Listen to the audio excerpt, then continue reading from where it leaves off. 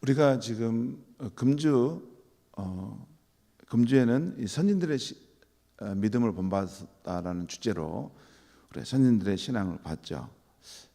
여러분은 어떨지 모르시는데 저는 참 깊은 감동이 많았습니다. 그리고 제 자신이 한없이 작아지는 것을 더 절실하게 느꼈고, 어떻게 선진들의 신앙을 본받을 수 있을까? 우리 시대에 내가 살아가는 이 시대 속에서 예수 그리스도 정신으로 살아간다는 것은 나는 무엇일까? 이런 생각을 많이 하게 된 한 주간이었습니다. 여러분에게 이제 설교 말씀을 이렇게 한 4편 5편 했는데 저는 한 100편 이상 아마 참 많이 이렇게 그분들과 관련된 자료를 찾을 수 있는 데는 제가 다 추적해서 찾았습니다. 그리고 끝까지 다 그것을 확인하고 봤습니다. 그분들의 실제 삶은 어땠고, 그분들의 그런 혼돈의 상황 속에서도 어떻게 신앙을 지켜가려고 했고, 그래서 말씀을 준비하면서 여기 강단에 오기 전에 서재에서 제가 여러 번 울었습니다. 그렇습니다. 이성복 목사님의 글도 그렇고, 또 주기철 목사님의 너가 나를 사랑하느냐, 그다음에 목사직의 영광이라는 그 글을 읽으면서 이렇게 영광스러운 자리가 목사구나, 그 생각을 깊이 하면서 울었고, 또 하나는 손양원 목사님의 경우에 그 아들 중에 하나가 생활이 어려워서 이렇게 공장에서 일을 했던 것 같습니다. 그래서 그 아들에게 너가 지금 공장에서 일하는 노동도 중요하지만 사람이 배움이 있어야 한단다. 배우는 것에 대해서 너는 준비하면 좋겠다. 자식을 사랑하는 아버지의 마음, 그것이 담겨 있어서 그것 가지고 또 마음이 그 감동의 마음이 됐습니다. 우리가 지금 이번 주 했던 주제들이 참 주옥 같은 주제였던 것 같습니다. 첫 번째, 우리 길선주 목사님의 설교를 들었는데, 천국은 사랑은 천국의 씨앗입니다. 천국이란 어떤 곳인가? 사랑이 풍성한 곳이 천국이고, 천국을 건설하는 사람은 누군가? 사랑을 실천하는 사람이 천국을 건설하는 것인데, 그 사랑이란 남의 허물을, 남의 그 부족하고 못난 부분을 이렇게 덮어주는 것, 그게 사랑이라는 것을 말씀해 주었습니다.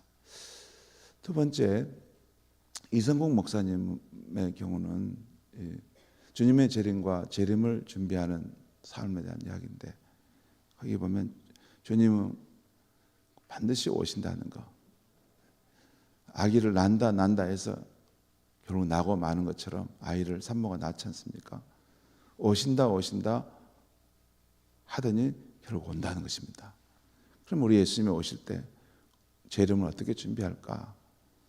깨어서 준비하라는 것, 그리고 허리를 동에 메고 준비하라는 것. 허리를 동에 메는 것에서 봉사의 삶, 사랑의 삶, 그리고 특별히 나그네의 정신을 가지고 사는 것, 이게 허리를 동에 메는 삶이라는 것. 이 세상에서 영원히 사는 것이 아니라 우리는 하늘의 본향을 향해서 가는 순례자라는 것. 주님이 오시면 그 영광 중에 오신 주님을 맞이하고 주님과 함께 그 영원한 나라에서 살 것을 꿈꾸는 신부들이라는 것입니다. 그래서 허리를 동인다는 것, 세 번째, 등불을 들고 오실 주님을 맞이한다는 것. 깨어 준비하고 허리를 동이며 등불을 들고 오실 주님을 맞이한다는 것. 그다음에 셋째 날에는 김익두 목사님의 신자의 즐거움이라는 말씀을 드렸습니다.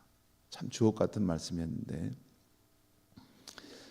그 성인들의 그런 군자대 삼낙이 있지만 신자에게도 8가지 낙이 있는데, 그 가뭄의 낙, 도미의 낙, 또 극기의 낙, 그리고 환난 안위의 낙, 여주 동해응의 낙. 너무나 중요한 복음의 본질들입니다. 감흥의 낙은 다시 말씀드리면 신자라면 이게 내 기도를 응답해 주신다는 그 감을 갖고 산다는 것입니다. 그 느낌을 갖고 산다는 거예요. 하나님 아버지께서 내 기도를 들어주시는구나. 그 감을 갖고 있는 사람이 신자라는 거예요. 그리고 그 즐거움을 갖고 있는 사람이, 그렇죠, 내가 기도하면 하나님이 들어주시는구나. 그것을 갖고 있는 사람은 무슨 기도 제목이 있습니까? 제가 기도해 드리겠습니다. 할 수 있죠. 감흥의 낙, 도미의 낙, 성경 말씀 속에 그 인생의 이치와 진리를 깨닫는 도미의 낙, 그 다음에 극기의 낙, 자기를 극복하는 그 즐거움, 그리고 환난 안위의 낙, 환난 가운데서도 시련은 시련이지만 동시에 남이 모르는, 세상이 모르는 은은한 기쁨과 소망이 있다는 것입니다. 그리고 여주 동행의 낙, 늘 주와 동행하고 주와 함께 사는 그 즐거움, 이것이 신자의 중요한 낙이라는 것이죠. 그 다음에 또 넷째 날에는 김혁도 목사님 다음에 조기철 목사님 말씀드렸죠. 너가 나를 사랑하느냐. 조기철 목사님의 삶이 가만히 보니까 그 예수를 향한 진실한 사랑, 진짜 사도 바울처럼 주를 사랑했기 때문에 그가 그런 신자 참배도 거부할 수 있었고 순교의 자리까지도 갈 수 있겠구나, 갈 수 있었구나 하는 것을 볼 수 있었습니다. 그러니까 사명자는 다른 것도 있어야 되지만 주를 사랑하는 마음이 많아야 되겠구나. 주를 사랑하는 마음이 없으면 그게 안 되는구나. 조금만 힘들어도 원망하고 불평하고 주를 사랑하는 마음이 없는 거죠. 근데 그 주를 사랑하는 마음도 내가 갖는 것이 아니고 하나님의 사랑이 내 마음에 파도처럼 밀려오고 그 경험을 해야 되는데, 목습 같은 우리 인생이 어떻게 스스로 그 하나님의 사랑을 깨달을 수 있을까? 그래서 많이 기도하고 하나님의 은혜를 깨달아야지 사람이 달라지겠구나. 그 정말 인간의 힘으로 그게 안 되는 거. 하나님께 많이 기도하고 하나님의 사랑을 많이 받아야만이 그 사명의 삶을 온전히 살 수 있겠구나. 그것을 조기철 목사님이 가르치신 것 같습니다. 그 다음에 손양원 목사님이 어제 아침 주 안에서 죽는 자들이 복이 있도다. 우리가 주를 위하는 일이 중요한데 세상에서 무슨 일을 하는 게 중요한 것이 아니라 그 마음의 중심의 문제라는 것이죠. 거기가 이기주의, 자기를 위하는 것이 마음에 있느냐, 하나님을 위하는 것이 마음에 있느냐, 그 차이라는 거죠. 예수를 믿어도 신앙생활에도 결국 자기를 위하는 것이 많습니다. 자기를 위하는 것이 많아요. 내가 복을 받아야 되고, 내가 잘 돼야 되고, 내가 기분 나쁘면 안 되고, 내가 존중받아야 되고,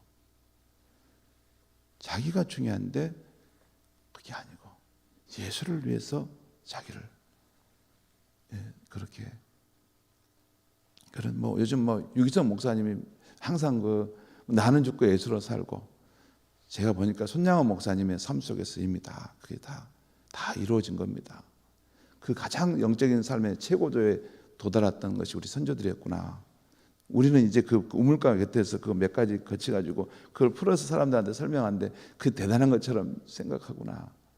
그분들의 실제 삶 속에서 그렇게 살았는데 내가 어떻게 하면 예수를 위해서 잘 죽을까? 그것이 손양원 목사님의 생애 목표였고, 그렇게 살다가 순교하고 죽으셨던 분이 그분이시구나 생각했습니다.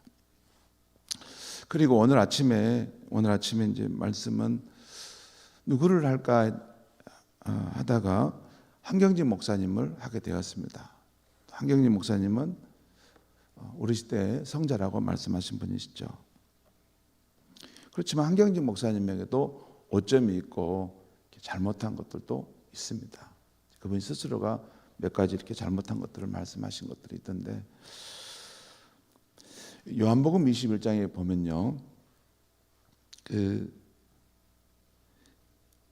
부활하신 주님께서 제자들에게 나타나셔서 특별히 베드로에게 너가 나를 사랑하느냐 물으신 후에 이제 앞으로 너가 젊어서는 너 자유롭게 다녔지만 너가 앞으로는 다른 사람들이 너를 이제 붙들어서 너가 원치 않는 곳으로 데려갈 것이다.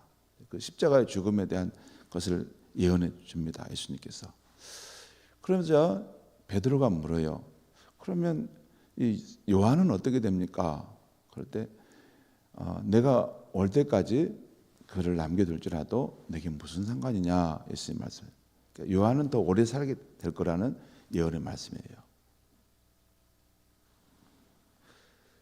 그러니까 베드로는 순교로서 주님을 따르는 그 길을 갔다면 요한은 오랫동안 살아남아서 주님의 길을 따르는 길을 간다는 것입니다.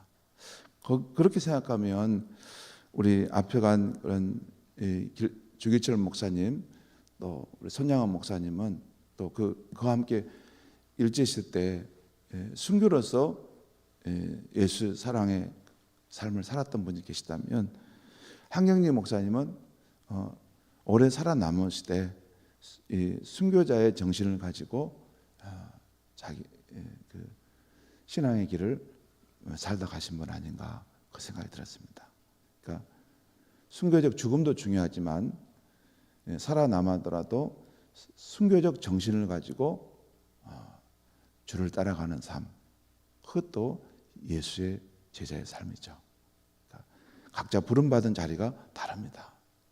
나는 이렇게, 너는 이렇게. 각자 부름받은 자리가 다르구나. 각자 부름받은 그 다른 자리에서 자기 나름대로 어떻게 예수를 따라갈까? 그것을 깊이 고민하고 예수 그 제자의 삶을 살아가는 것, 그것이 정말 크리스천의 삶이구나 하는 생각을 했습니다. 남과 비교할 거 없습니다. 비교할 거 하나도 없다고 생각해요. 오직 예수를 내가 바라보고 예수님께서 너는 나를 따라오라, 그것만 보고 가면 됩니다. 네. 저도 목사도 이렇게 일하다 보면 부목사 때도 그렇고 담임 목사가 되다 보면 자꾸 주변에 있는 다른 교회 또 다른 이 목사들은 어떻게 하는가 보고 그것 때문에 때로는 좀 우쭐거리고 그것 때문에 또 유칙을 받고 저 사람은 저렇게 하는데 나는 이것밖에 안 되구나. 그때마다 항상 너는 나를 따르라. 그냥 오직 예수님만 바라보고 가면 되는 것입니다. 나의 길이 있고 그 사람은 그의 길이 있는 것입니다. 다 같이 갈 필요가 없어요. 내가 만난 예수, 내가 아는 예수, 내가 믿는 그 예수, 그분을 굳게 붙잡고 그 예수 앞에서 부끄럽지 않도록 늘 진실하게 그분을 뜨겁게 사랑하려고 가면 되는 것이지, 누가 더 알아준다고 해서 더 나을 것도 없습니다. 다 한 줌의 흙으로 돌아가고 분토로 돌아가서 흔적도 없이 사라질 그런 생명들인데 남이 나를 뭘 좀 어떻게 알고, 별거 없습니다 하는 생각이 듭니다. 이제 그것을 우리 신앙의 선진들이 다 그걸 보고 있는 것 같아요. 나는 나의 길을 간다. 예수님 한 분만 보고. 우리 한경리 목사님의 그 출생과 생애 마침을 잠깐 보면 1902년도 12월 29일에 평안남도 평원군 공동면 간리에서 출생하셨습니다. 그리고 1908년에 어머니를 여의셨던 것 같아요. 일찍 어머니를 잃으셨던 것 같아요. 그래서 어머니에 대한 그런 그리움에 대한 글들이 중간중간 나오는 걸 봅니다. 그 다음에 1919년에 평북 정주 오산중학교를 졸업했는데 그 당시 오산중학교는 남광 이승훈 선생과 고당 조만식 선생님이 거기서 민족교육과 신앙교육을 잘 시켰던 자리입니다. 나중에 그런 글들도 나오는데 아무튼 1925년 평양 숭실대학을 졸업하고 또 1929년에는 미국 프린스턴 신학교를 졸업하고 그때 같이 공부했던 분이 그 기독교 장로교회 대부이신 김재준 박사가 그때 같이 그곳에서 공부했던 것 같습니다.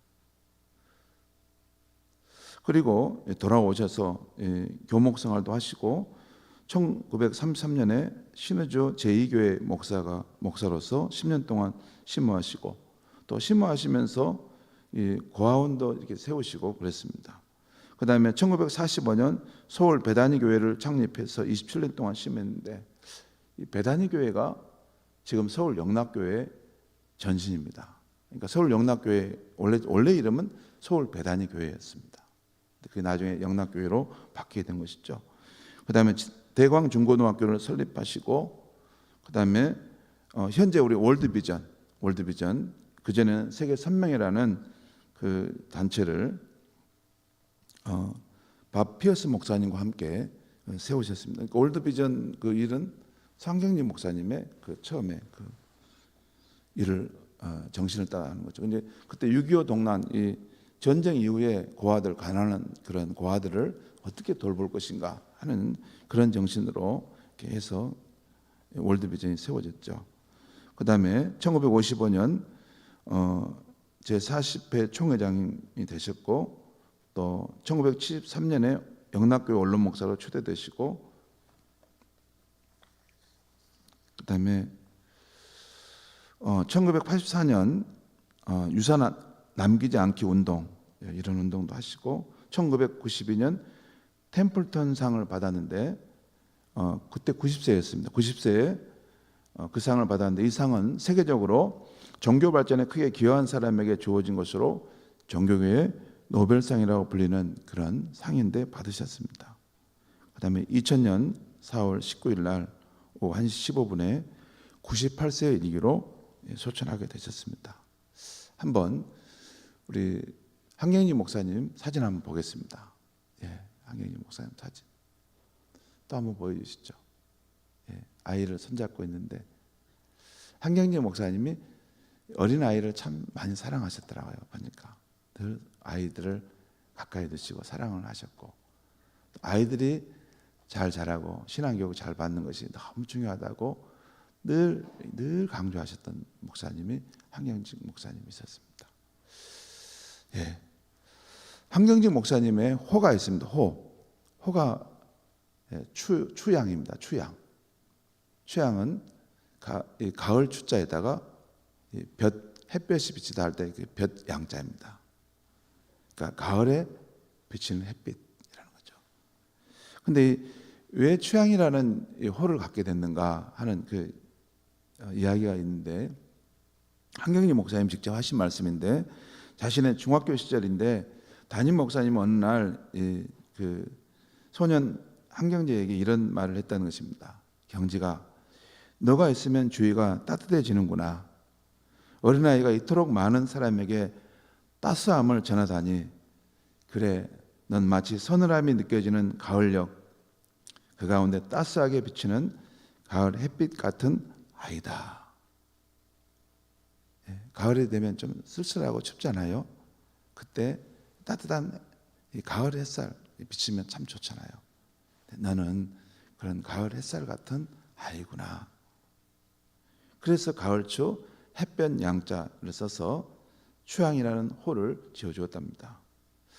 이 목사님은 이 이야기를 그때 마음에 담임 선생님이 해줬던 그 이야기를 평생 가슴에 담고 살면서 실제 그 삶의 모습으로 빚어져 갔다라는 생각이 듭니다.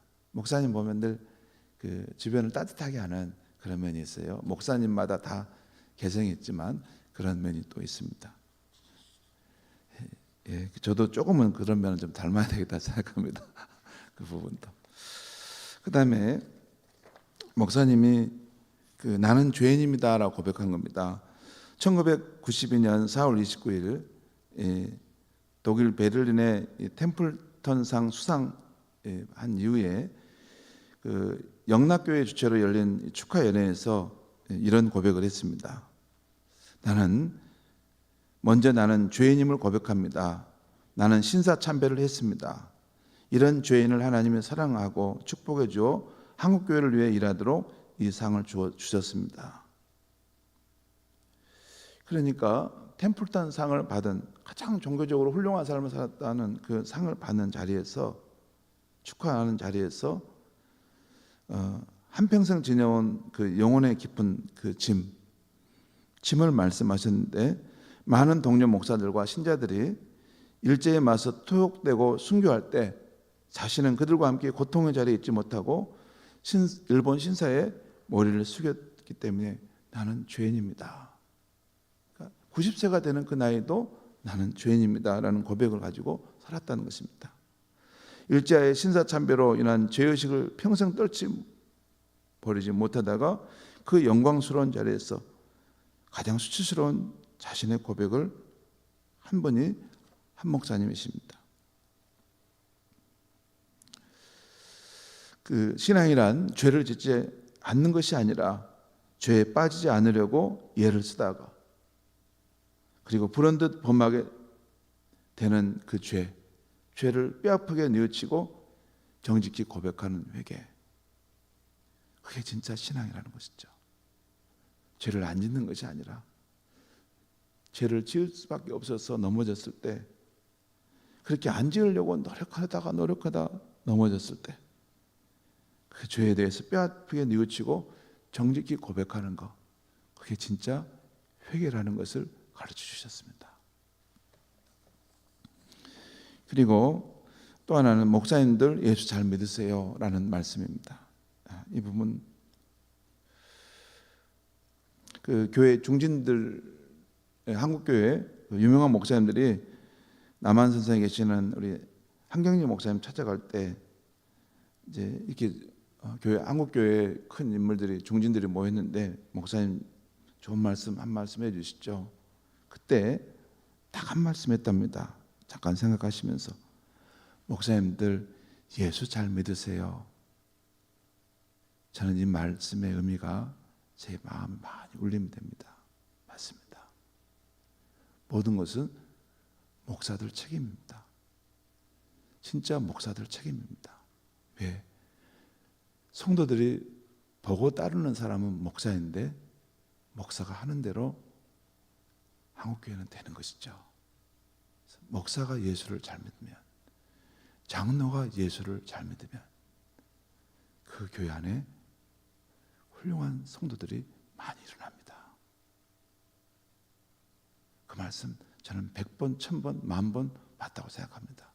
교회가 잘못되면 그 모든 책임은 목사입니다. 목사가 그 앞에서 그 참된 길을 보여주지 못했기 때문에 그런 것이죠. 예, 그런 말씀 쭉 더 오늘 아침에 제가 드릴 말씀은 그 신명기 말씀 6장 6절과 7절 말씀 보겠습니다.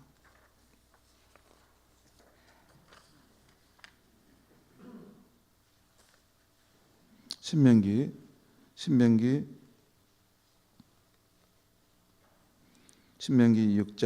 6절과 7절 말씀 우리 같이 한번 읽겠습니다. 신명기 6장 6절과 7절 말씀 같이 읽겠습니다. 다 찾으셨습니까? 신명기 6장 6절에서 7절. 자, 같이 읽겠습니다. 시작. 오늘 내가 내게 명하는 이 말씀을 너는 마음에 새기고 내 자녀에게 부지런히 가르치며 집에 앉았을 때든지 길에 갈 때든지 누워 있을 때든지 일어날 때든지 이 말씀을 강론할 것이며. 오늘 아침에는 한경지 목사님의 설교가 많습니다. 설교가 참 한 500여 편 되는데 그중에 자녀에게 줄 유산, 자녀에게 줄 유산이라는 이 주제로 말씀을 잠깐 한경지 목사님 말씀을 전하는데, 오늘 시간이 많이 가서 제가 축소해서 필요한 부분만 잠깐 말씀해 드리겠습니다. 자녀에게 줄 유산, 이 말씀 가운데서 하나님께서 부모된 사람들에게 자녀들에게 귀한 진리를 잘 가르치라고 하는 교훈이 있습니다. 하나님께서 우리 가정에 주시는 모든 축복 가운데 아마 가장 큰 축복은 어린이들일 것입니다. 부모된 사람들이 다 그의 자녀를 귀여워하지만 그 책임이 얼마나 중요한지는 또한 잊어버리기 쉬운 것입니다. 오늘은 우리가 어린이들을 위해서 하나님께 감사하며 그들을 위하여 기도하며 예배하는 날입니다. 옛날이나 오늘이나 부모된 사람은 항상 아이들을 위하여 준비합니다. 어린아이가 세상에 오기 전부터 해산에 대한 준비를 합니다. 점점 크게 되면 교육에 대한 준비를 합니다. 청년이 되면 결혼에 대한 준비를 합니다.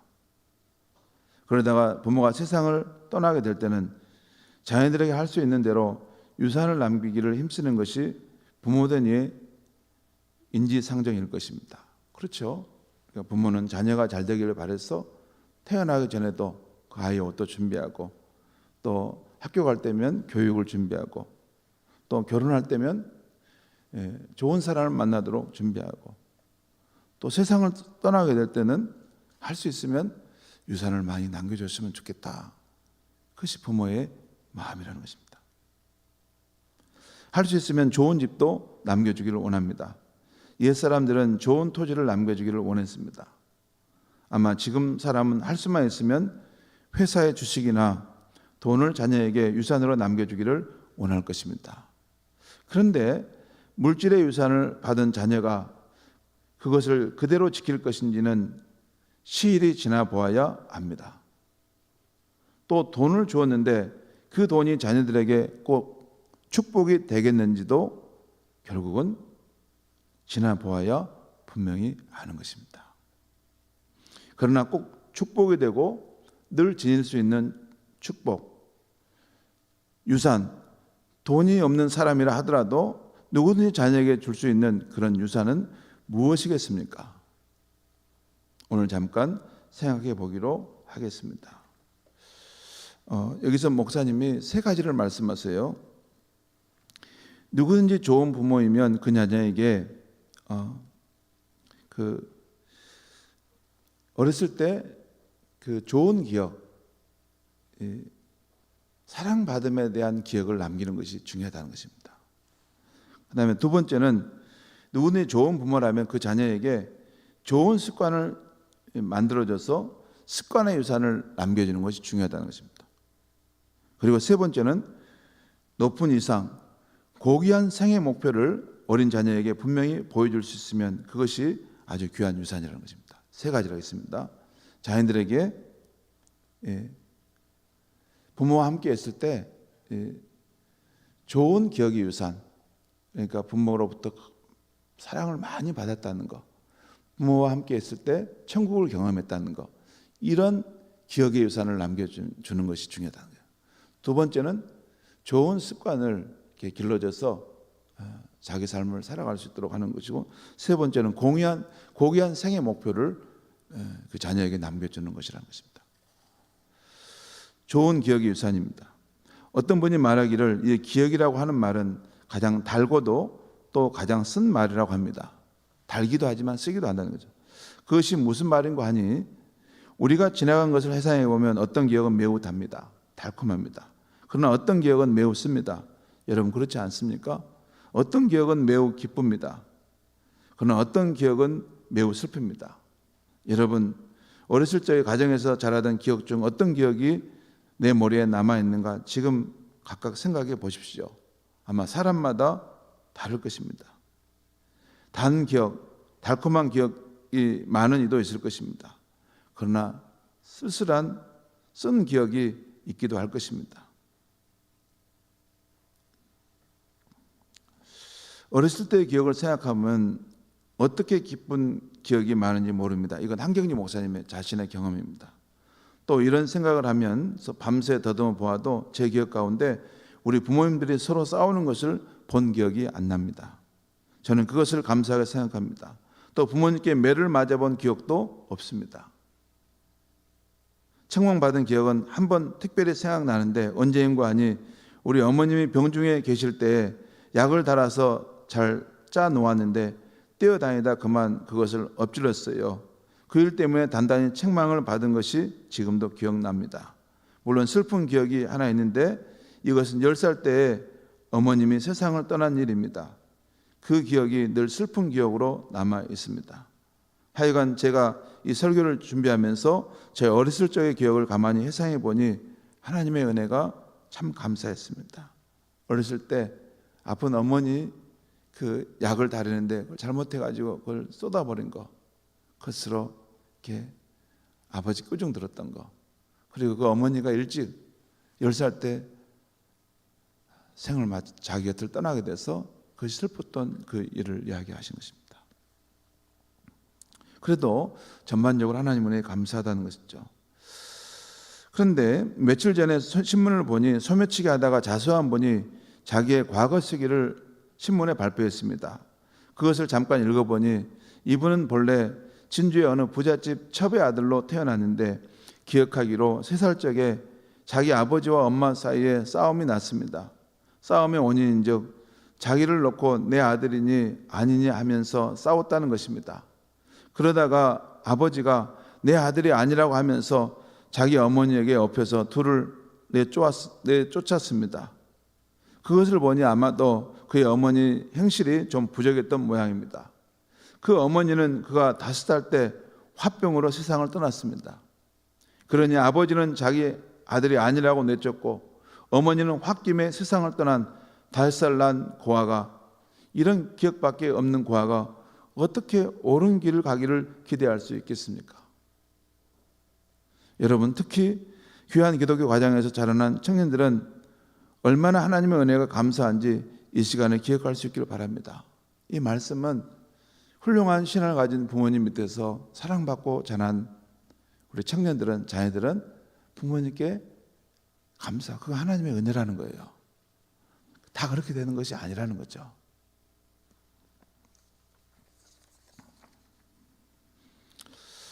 아무튼 우리 아버지와 어머니는 우리 자녀들에게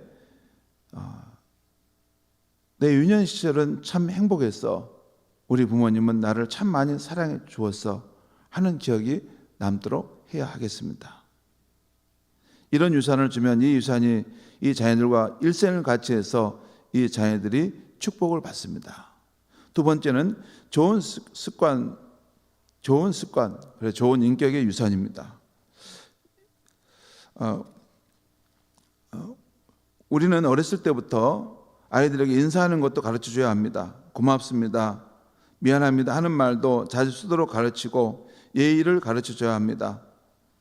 친절한 것, 참말한 것, 정직하게 사는 것, 무엇이나 깨끗하고 정돈하고 살 줄 아는 것, 부지런한 것, 일찍 일어나는 것, 다른 사람을 위해서 봉사하는 것, 이 모든 것이 적은 것 같지만 이 습관이 모여서 결국은 그 사람의 품격이 됩니다.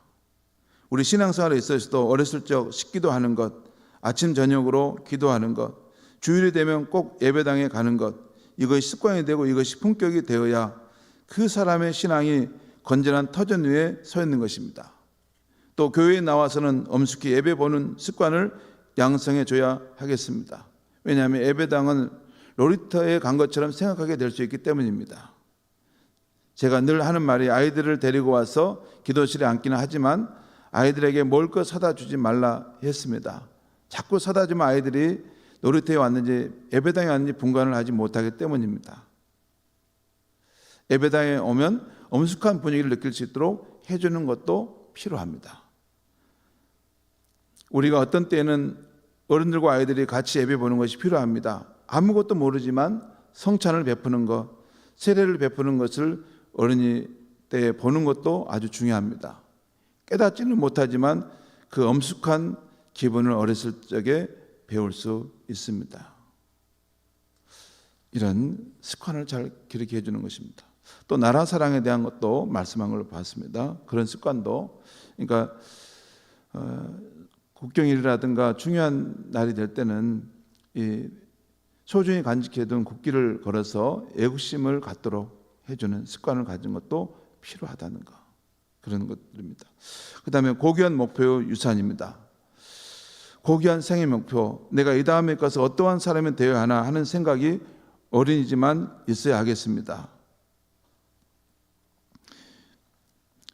그런데 결국 어떻게 그런 고귀한 인격을 아이들에게서 보여줄 수 있을까요? 아이들이 어디서 그런 것을 배울 수 있겠습니까?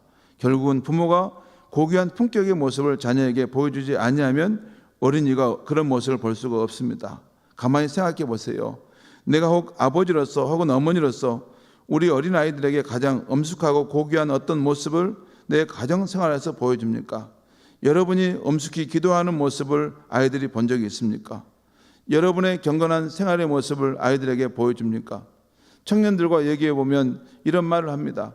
우리 어머니는 아침에 일찍 일어나서 제일 먼저 하는 일이 기도입니다.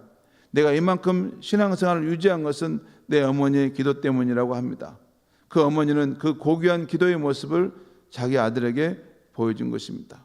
우리의 신앙생활이라고 하는 것은 어디서나 속일 수 없지만 가정에서는 더욱 속일 수 없습니다. 가정에서는 다 합니다. 내가 어떻게 예수를 믿는지 아이들이 다 합니다. 모르는 것 같아도 다 합니다. 어떤 젊은 사람이 내게 와서 자기 아버지에 대하여 얘기하는 걸 들었습니다.